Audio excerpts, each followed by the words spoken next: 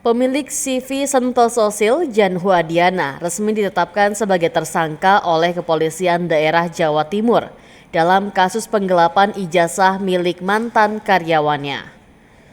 Penetapan Jan Huadiana sebagai tersangka dilakukan setelah pihak kepolisian menemukan 108 ijazah karyawan yang disembunyikan di rumahnya.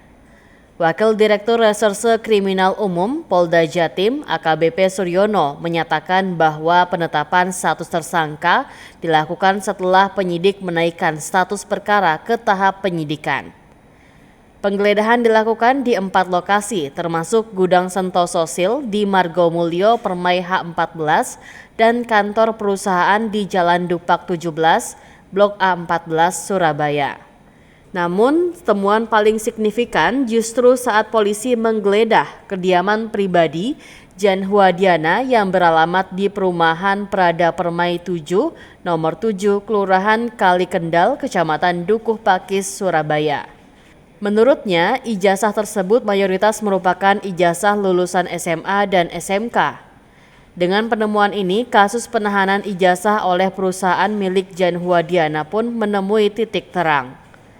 Atas perbuatannya, Jan Huadiana dijerat dengan pasal 372 Kitab Undang-Undang Hukum Pidana tentang tindak pidana penggelapan dengan ancaman hukuman maksimal 4 tahun penjara.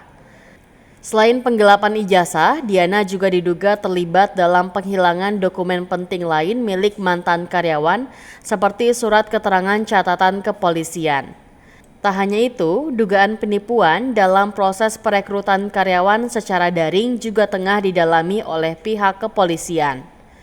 Meski telah menjadi tersangka di Polda Jatim, Diana masih menjalani penahanan di Polrestabes Surabaya.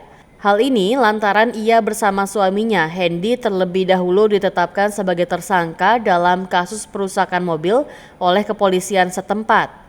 Sejauh ini Polda Jatim telah memeriksa 23 saksi terkait kasus penahanan ijazah ini dan menyita semua dokumen yang ditemukan dalam penggeledahan.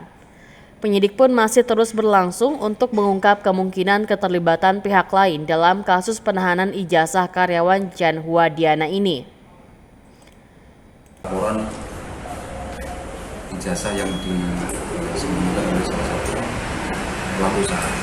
Berdasarkan laporan polisi nomor 542 Romawi 4 tanggal 22 April 2025, pelapornya adalah Sasmita, itu melaporkan bahwa beberapa ijazah disita atau dibawa oleh pelaku usaha. Atas laporan tersebut, kita sudah melakukan upaya penyelidikan dan sudah kita naikkan ke tingkat penyidikan. Kita melakukan pemeriksaan terhadap 23 saksi. Tambah lagi nanti beberapa orang hari ke depan ini akan dilakukan pemeriksaan kurang lebih